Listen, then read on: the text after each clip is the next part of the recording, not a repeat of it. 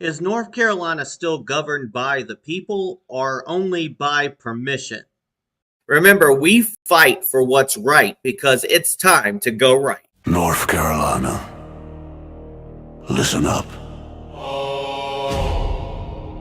This is not left versus right.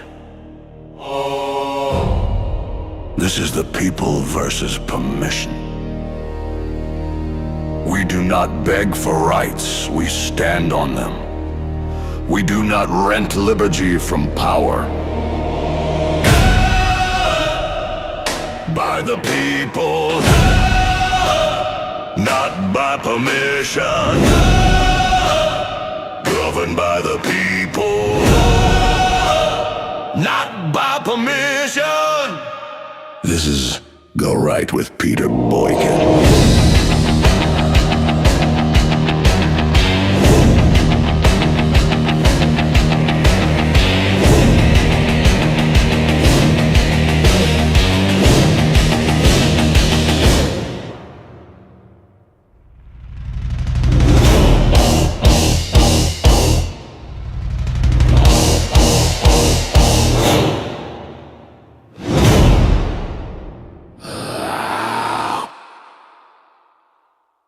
This is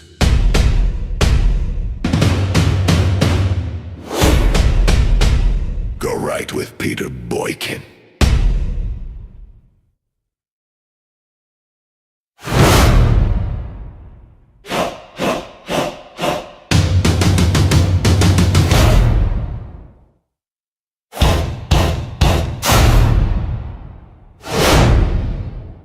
Is North Carolina still governed by the people or only by permission?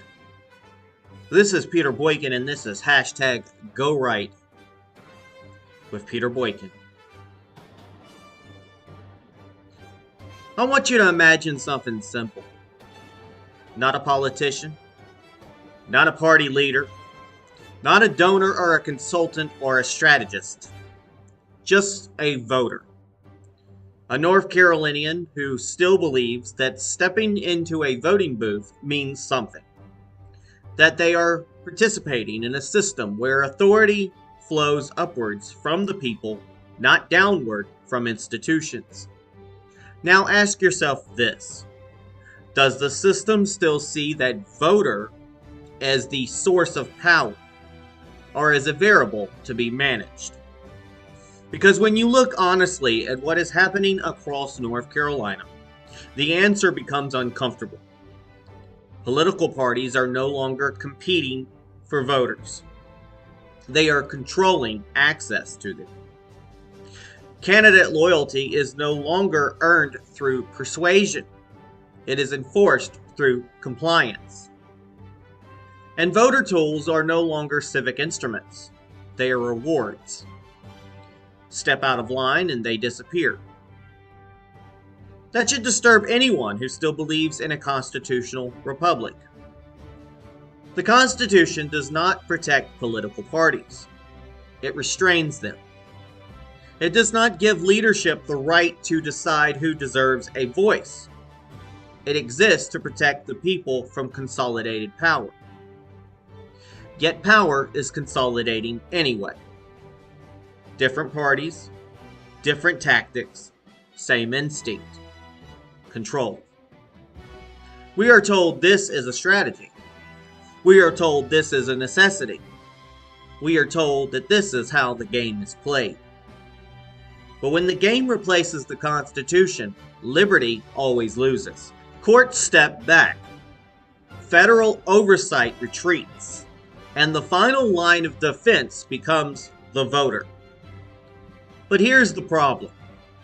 The voter is increasingly treated as a liability. And when parties decide who gets access, when lawmakers draw maps to protect themselves, when executive offices are reduced to symbolic shells, when protest laws tighten while dissent grows louder, that is not stability. That is fear. A government that fears its citizens will always try to manage them instead of serving them. This is not left versus right. This is not red versus blue. This is about sovereignty. Voters across the political spectrum agree on one thing. Judges should follow the Constitution, not partisan loyalty. Because when every institution becomes political, liberty has nowhere left to hide. Add in federal cultural wars, national rulings imposed from far away, and local voices reduced to afterthoughts. A constitutional republic cannot survive on distance. It survives on consent. And consent cannot exist when participation requires permission. North Carolina does not have a voter apathy problem. North Carolina has a power humility problem. Too many leaders believe the system exists to protect them. Too many parties believe voters exist to validate decisions already made. And too many institutions confuse legality with legitimacy. Legality without legitimacy is the fastest path to collapse. Now, going right does not mean defending a party, no matter what. Going right means defending the Constitution, even when it is inconvenient. It means holding everyone accountable, especially your own side. Because liberty does not disappear all at once. It erodes quietly, through exceptions, through justifications, through permission. And once power requires permission from the powerful, the people are no longer sovereign. They are subjects. North Carolina must decide what it intends to be. The Constitution already made its choice. The question is whether we still win. This is #GoRight with Peter Boykin. You can check out more at GoRightNews.com, GoRightNC.com, on Rumble at GoRight News, Spreaker, Spotify, Apple, Amazon, YouTube, Gab, Truth Social, TikTok, Facebook, Parler, X, and probably more that I forgot about. Support independent constitutional journalism at Cash App, $GoRight News. I'm a constitutional liberty, and I examined the North Carolina politics. Thanks for tuning in.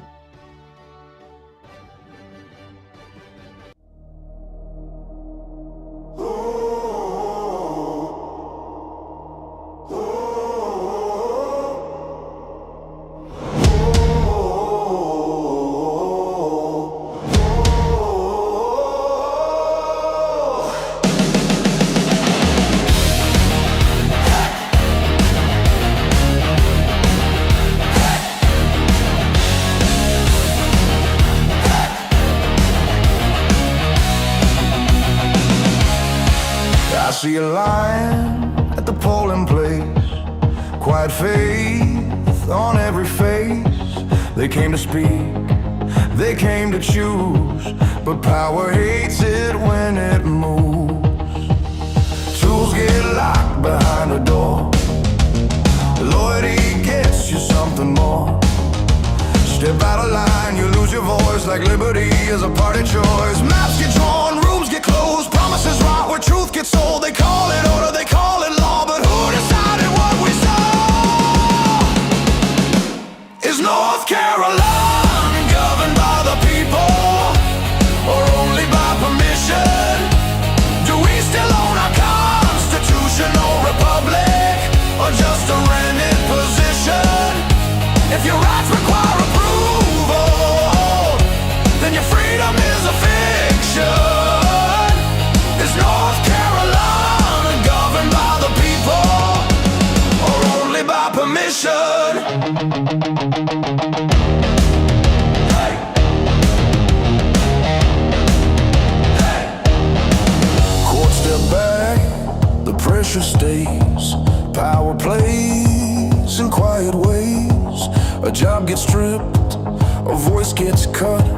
A shell remains, but nothing's there to trust. Protest meets a tighter chain. Still the people speak through rain. Order matters, so to speech. Liberty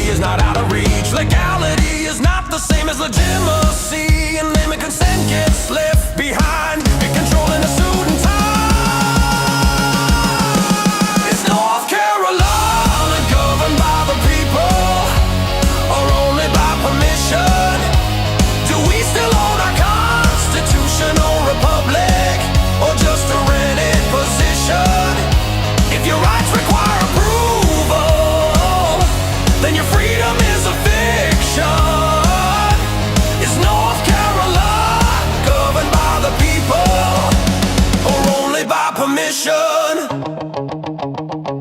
Going right is not defending a party no matter what. Going right is defending the Constitution even when it is inconvenient. Hold your side accountable, especially your side. No permission slips for rights. No closed doors for the light. No more silence, no more spin. Let the people back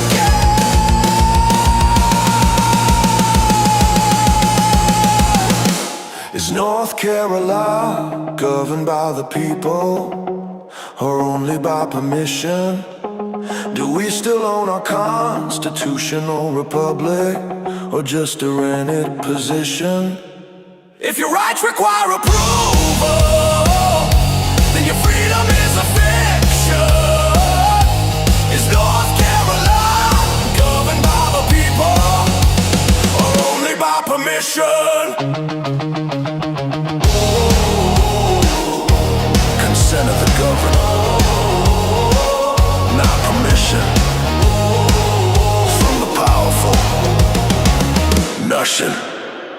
Go right with Peter Boykin.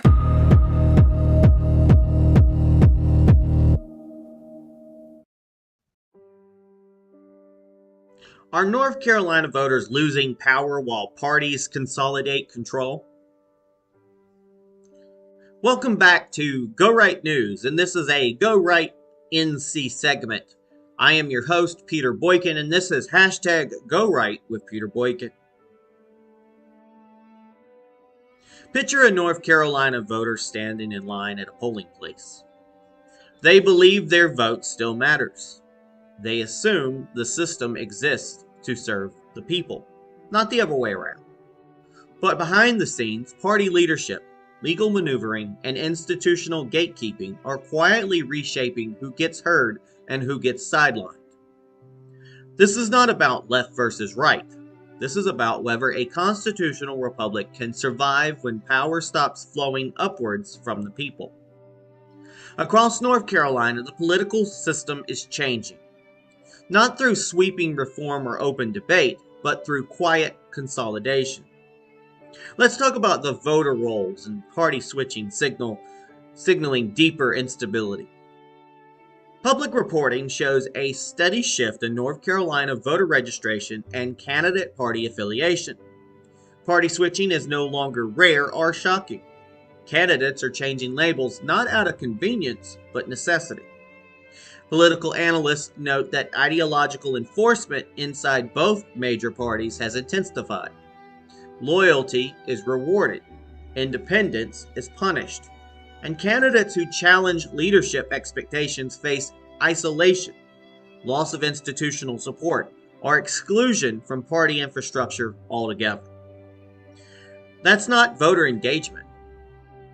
That's voter in containment. And I, for one, I don't like to see it. I really don't like to see it.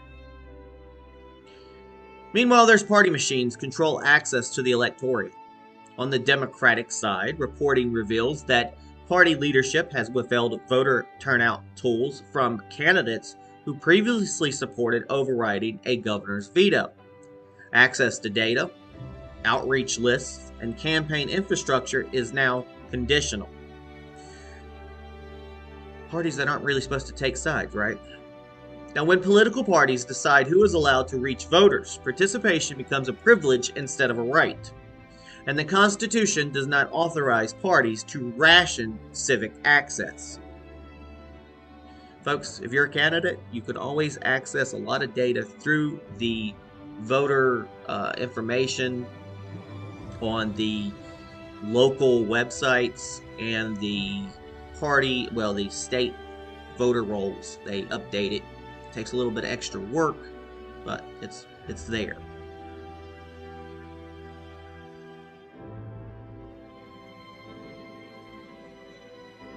Now let's move on to Republican power structures who face their own test. While left-leaning outlets frame Republican leadership as fearful for voters, the underlying issue deserves serious attention. Gerrymandering, legislative maneuvering, and leadership consolidation have become permanent features of modern governance. Even when legal, power preservation without accountability corrodes trust. And conservative governance is supposed to be rooted in consent, not insulation. Meanwhile, the courts retreat as state authority expands. Federal courts have declined to intervene in North Carolina's congressional maps, leaving redistricting squarely in the hands of state lawmakers. Lawsuits challenging the maps were withdrawn after judges refused to issue injunctions. Now, this places enormous responsibility back to where it belongs, with the voters. When courts step back, elections become the final safeguard.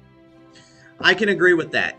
In the past, they have let outsiders end up deciding our congressional maps. And in reality, your people you elect local into Congress are the ones who are supposed to create the maps. But they should be creating it with openness and with input by us, the citizens. Not just because people voted for them, but still openness to hear from the public. And voters agree on judicial restraint. Polling shows strong bipartisan agreement that judges should rule based on the Constitution rather than partisan loyalty. In a divided state such as North Carolina, this consensus is striking. North Carolinians understand that activist courts may feel satisfying in the short term, but they undermine liberty in the long run. This goes for conservative or liberal courts. Judges should be able to judge impartially without partisanship. Which comes to executive authority under pressure. Tensions between the Attorney General's office and legislative leadership reflect a deeper struggle over institutional power. Threats to strip authority away from executive offices turn checks and balances into political leverage. An office hollowed out for political convenience serves no one except those who benefit from unaccountable power. That is one issue that I see in North Carolina, whether it be left or right, when they get a supermajority, which I don't believe in.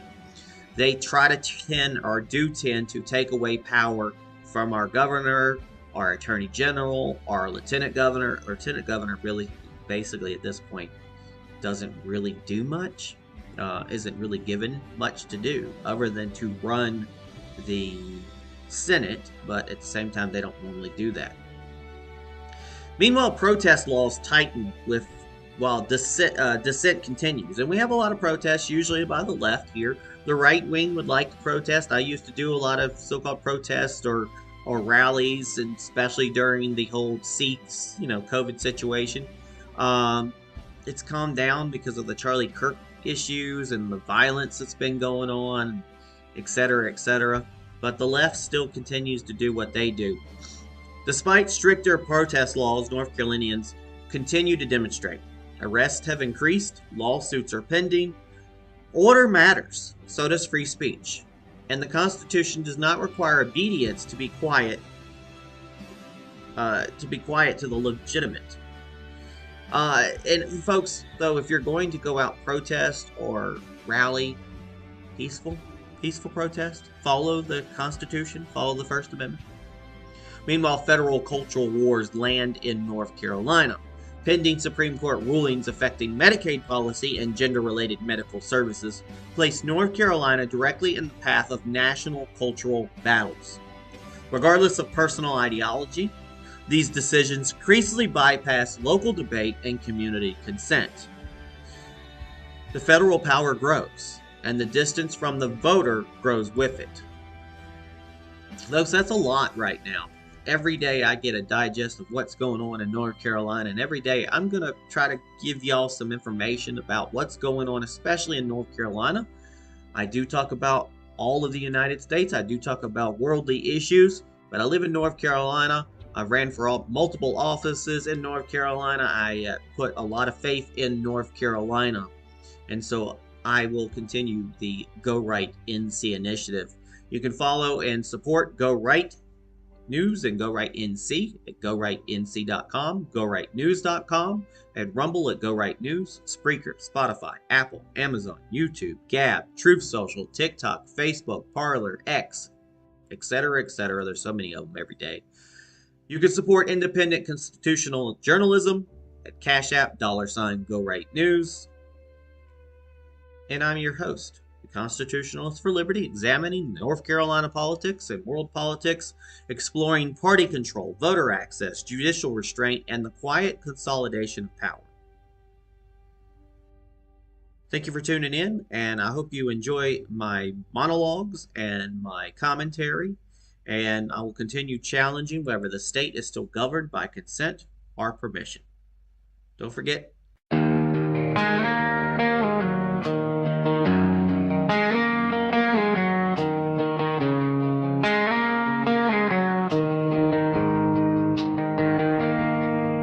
The sun crawls over Gibsonville like a spark on the wire. Another dawn for the workers who refuse to retire.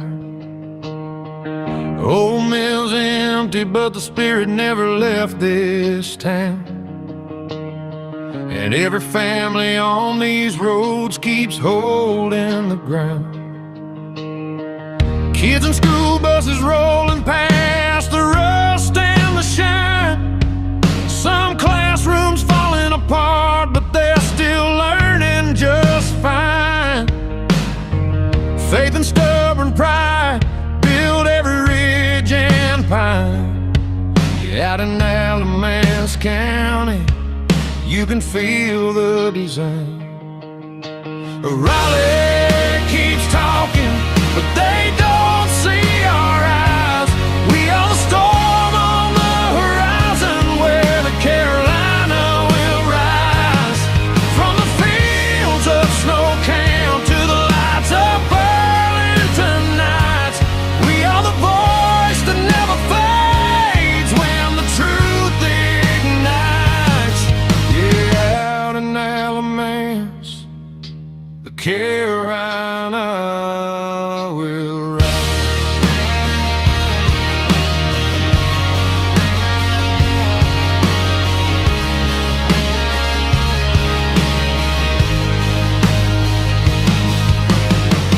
Parents stand tall when the school board tries to hide the line.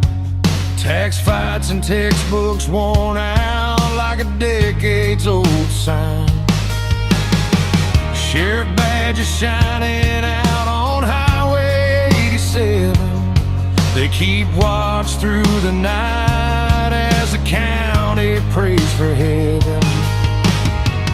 Neighbors gather at the diner with a coffee in hand, talking Trump, talking freedom, talking how to fix this land. And no matter how loud the world spins with its lies, you cannot dim the spark of a Carolina rise. Raleigh keeps talking, but they don't see our eyes. We are the storm on the horizon, where the Carolina will rise. From the fields of snow camp to the lights of Burlington nights, we are the force that never fades when the truth ignites. Yeah, out in Alamance, the Carolina will rise.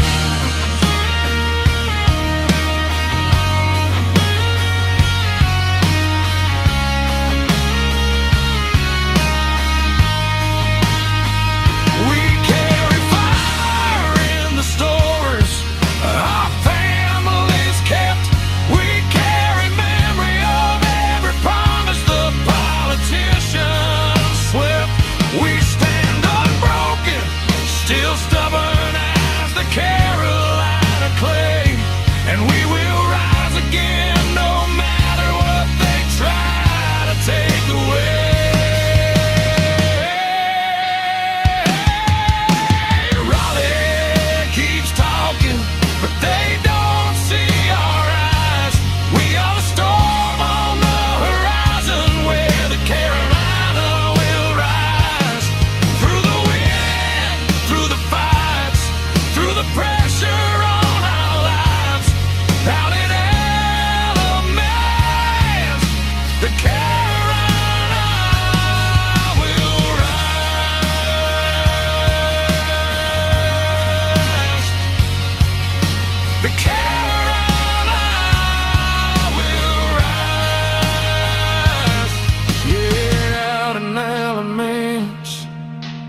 care and I will rise.